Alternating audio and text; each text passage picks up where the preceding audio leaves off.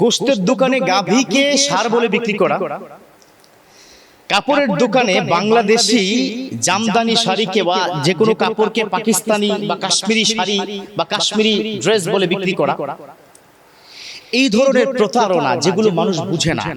আপেলকে তো আর কলা বলে কি বিক্রি করতে পারবেন না, কিন্তু যেগুলো বোঝা যায় না, যেমন লেদারকে চামড়া বলে কি বিক্রি করা, এই ধরনের বিজনেস যারা করেন এটা কতটুকু যুক্তিসঙ্গত, কতটুকু হালাল? বাংলাদেশে ধরেন লক্ষাধিক কাপড়ের ব্যবসা আছে, মানে ব্যবসায়ী আছে।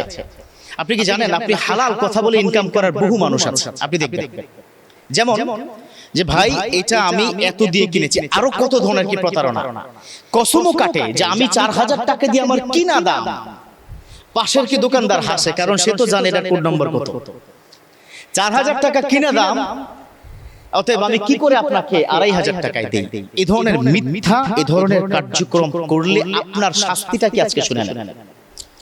আবার বিশ্বনবী ব্যবসায়ীদের সম্পর্কে বলেছেন মা'আস সিদ্দিকিনা ওয়াস শুহাদা ওয়াস সালিহিন, যারা তিজারা করবেন, যারা ব্যবসা বাণিজ্য করবেন, তারা যদি হালাল ব্যবসা বাণিজ্য করে কাল কিয়ামতের ময়দানে তাদেরকে রব্বুল আলামিন নবীদের শহীদদের সাথে তাদের জান্নাত দিবে। সুবহানাল্লাহ। আবার বিশ্বনবী এই তিজারা যারা করেন, যারা ব্যবসায়ী, তাদের প্রতারণা সম্পর্কে তিনি বলে দিয়েছেন মান গাশানা ফালাইসা মিন্না, যে প্রতারণা করবে সে আমার উম্মতি না। ব্যবসার সাথে চিটিং করবে কাস্টমারের সাথে, those of businessmen are cheating with the customer, he is not part of my ummah। বিশ্বনবীর হাদিস। এই শুনেন, এখানে অনেক কি ব্যবসায়ী আছেন না, ব্যবসায়ীরা শুনেন, আপনারা যারা বিজনেস করছেন, সামান্যতম লুকোচুরি করছেন, পুরো ব্যবসাটা আপনার হারাম হয়ে যায়। একটা বাক্য আমরা কি বলি না, গ্রামে এই বাক্যটার খুব বেশি প্রচলন, যে 1 মণ দুধের মধ্যে 1 চনা, 1 ফোঁটা চনা দিলে কিন্তু এটা হারাম হয়ে যায়। কেন বলা হয়েছে এই কথা?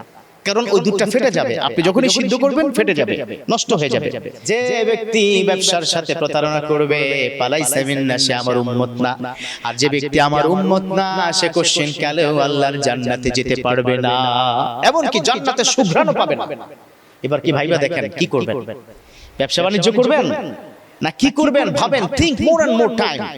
পিওর বিজনেস করেন, অল্পতে সন্তুষ্ট হন, বারাকা দিবে। হ্যাপিনেস কিন্তু টাকায় নয়।